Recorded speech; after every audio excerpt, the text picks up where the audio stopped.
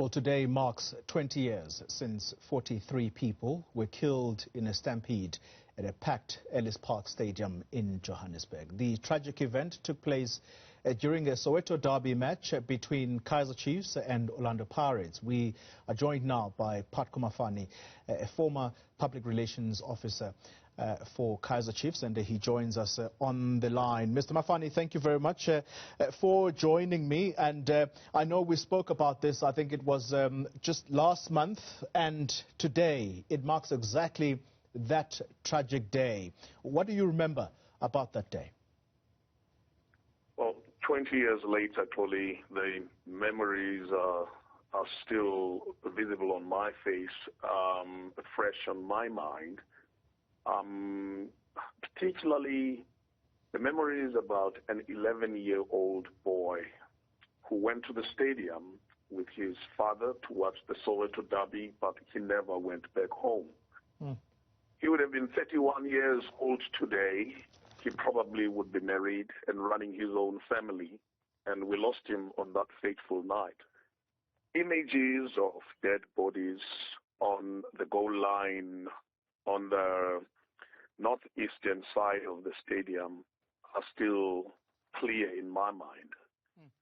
The rushing up and down between the security personnel and other volunteers who were laying the bodies behind the goal posts as Chiefs had scored first through Tony Ilodigwe, the Nigerian international, and a few minutes later, Benedict Vilagazi had equalized for Orlando Pirates. The two clubs were hot that season. Kaizer Chiefs had just been collecting Operation Fat Alice, Operation Take All, winning the Vodacom Challenge, the BP Top 8, the Bob Save, the Absa Cup, and many other trophies. And we were hopeful that we would also win the league, but it was not to be, unfortunately, and I think Orlando Pirates went on to do so. So this game was a very, very important game. It was a game, unfortunately, and if you remember, history will record that before this particular night, the Soweto Giants would play on a Wednesday night. They would play at 8 in the night. They would play at 7:30 in the night. And since the Ellis Park disaster, it had never again happened. Because after that, President Thabo Mbeki and the sports minister, Nonde Balfour, then wanted to find out from the football fraternity what went wrong. And President Mbeki then appointed the Ngwepe Commission, Justice Bernard Ngwepe, to hold a commission of inquiry to answer the questions what went wrong. And so we went to Pritchard Street every day for about a month or so, being drilled on what went wrong on that night. And yes, of course, there had been other disasters before, particularly the one in Orkney and all of that. But since the Ellis Park disaster, I must say that based on the findings of the Ngwepe Commission and the recommendations that Justice Bernard Ngwepe had presented to President Mbeki, it never happened. Amongst those, top on the list, critically, it never happened that the Soweto derby would play midweek again, number one. Number two, that it never happened that the Soweto derby would play at night, because the fans and followers of Kaizer Chiefs and Orlando Pirates come from literally every province in South Africa and just beyond, and some would drive from as far as Swaziland, Lesotho, coming to Botswana, coming to the game. And so to play at night would be a travesty of justice for those people that would need to travel back, that would need to rush to get to Joburg also. And if you remember those days also, there was a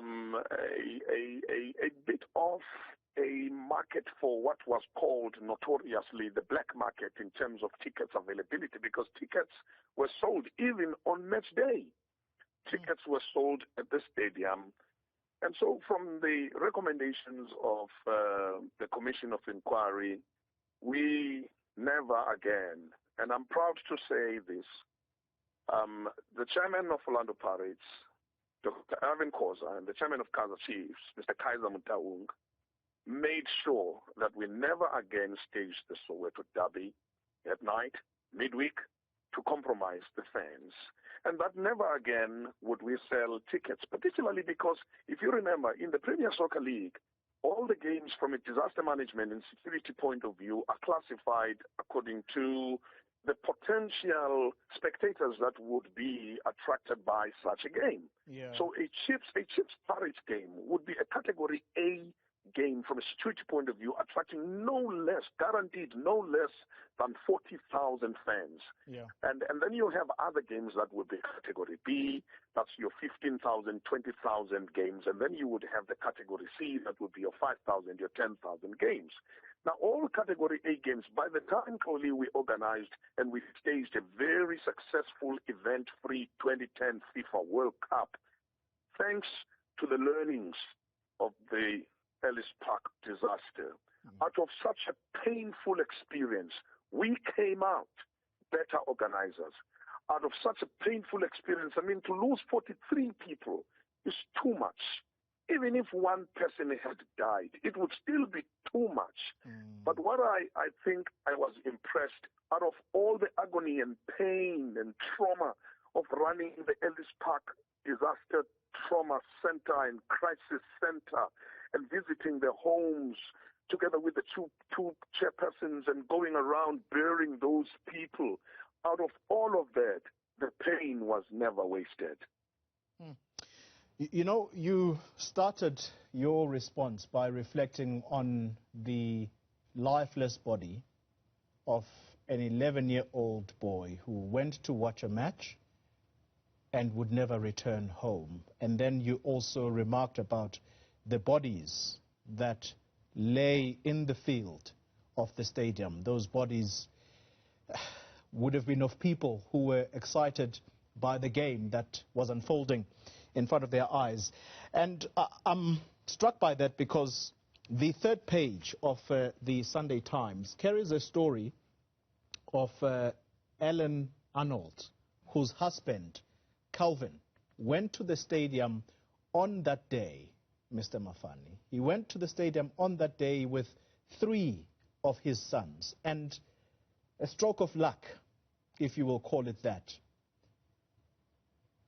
the sons survived. All of them were quite young. Today, those boys, according to this story, they are in their mid-30s, early 30s to mid-30s. So that tells you what ages they were at that time. But she says, out of all the years that this incident, this tragedy has been remembered, it actually excludes the people that were affected by this tragedy. Do you think that those who lost loved ones on that day, there should be, perhaps next year, because clearly this year it's a missed opportunity, there should be a year where all those 43 families should be called and perhaps a moment of silence is observed? One of the things that had happened a year, 2 years, 5 years after the disaster was the family visits, was the commemoration of the Ellis Park disaster at Ellis Park Stadium.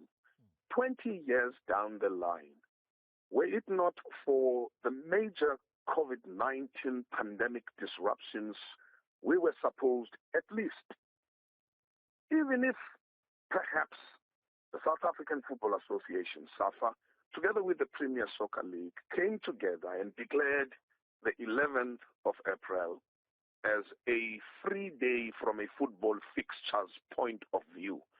So that on this day, within the football community, SAFA, PSL, and fans gather together at Ellis Park Stadium, have a service, and have a massive gospel festival, so that part of the earnings from such an event, we can then go back to the 43 families and have a a smallanyana envelope to say, although we cannot replace your father's life, your child's life, your mother's life, but at least here is a token from football, because we would have then made this money from the fans, from the supporters, all the stakeholders, from the fans to the sponsors, to make some money. And I think this is still doable.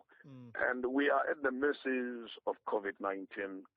And my idea, which I still would love to share with the two chairpersons of the two clubs, is that let us have every year an 11 April free day from fixtures, but that we may get together on different scales. It may not be every year a massive gospel concert, but in some years we may get there, lay the wreaths, pray, sing, and go home. And then, even if we did a once-off where we would then collect some money and be able to say to the 43 families, here is a bit of relief from the football community. And I think that would also sort of close the chapter. Another idea that I had was actually probably a visit to the 43 graves. And that we sort of have a little bit of a tombstone that's branded with the Ellis Park disaster for the 43 graves. The reason why I'm saying this is because I'm proud of the authorities in football, of the fact that out of that painful experience, out of that lemon experience, we were able to make lemonade and run football events in a better way. We have improved from what we used to be when it comes to disregard of law and order. And when I say that, I don't mean authorities and football officials only, but I mean even the fans who come to the stadiums. They have improved in terms of behavior. Yeah, look, Mr. Because we now no longer have those black market tickets and all of those things, shortcuts and all of that. Well, you clearly hold a view that all the recommendations that were made by the Ngwepe investigation or the Ngwepe Commission, those have been implemented because since then things have been done differently. If we remember back to what that 130-page report said, as recollected, in fact, by the Sunday Times here as well, is that had there been effective crowd control measures, even if an incident had occurred, it would not have been to the scale that it was, that 43 people would lose their lives at one go.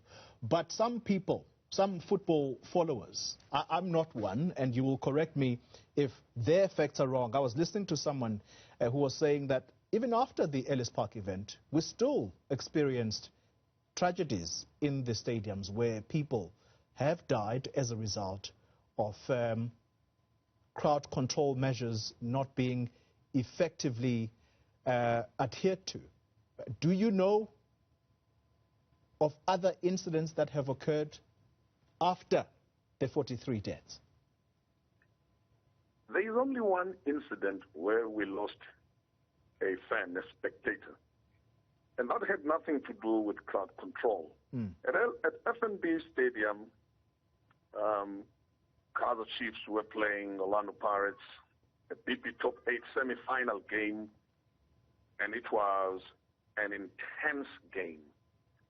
And there, Kaizer Chiefs, through one of its strikers, Kenny Nimak, scored the only goal of the game, and the supporter in celebration jumped and lost control and fell into the moat at the old FNB Stadium head first. And unfortunately, we lost that supporter, whom we buried in the Mpumalanga province at his home. But let me also hasten to say, Toli, the events of 11 April 2001 at Ellis Park Stadium had little to do with crowd control inside the bowl of the stadium. I was in charge. It had to do with the people outside. I can vouch today that the moment we knew there was a crisis. I personally, liaising with Andrew Dipila, who was deployed by the PSL as the match commissioner of the night, and liaising with the fourth official, we then took a decision to stop the game. And I took the microphone and I controlled the crowds. We lost people mostly because there was pushing outside the stadium, particularly on the northeastern side of the stadium. A lot of people died even before they got into the actual bowl. Most of the people, the stampede occurred outside of the bowl at Ellis Park Stadium. And so to suggest that there was poor crowd control inside the bowl of the stadium would be a mistake. All right. We were overwhelmed. We were surprised by the overwhelming number of people who had tickets in their hands, because somehow people had tickets that were not even official tickets. And that is why, out of the recommendations of the Commission of Inquiry, we made sure that we only pre-sale all games. From Category A to Category C, we pre-sale. We no longer sell tickets at the stadium. All right. No, so that we are not caught by surprise. Mr. Mafani, And the combination I'm terribly sorry to cut our conversation here, but I'm completely out of time. But thanks indeed for your recollections. And indeed, as you correctly point out, it was the crowd. We understand it was about 30,000 people who were outside the stadium when the stadium itself was already full to capacity. It was a 60,000 capacity stadium. So we know and remember those events. Thanks indeed for your recollections there. Pat Komafani, former PRO of the Kaizer Chiefs Club. When we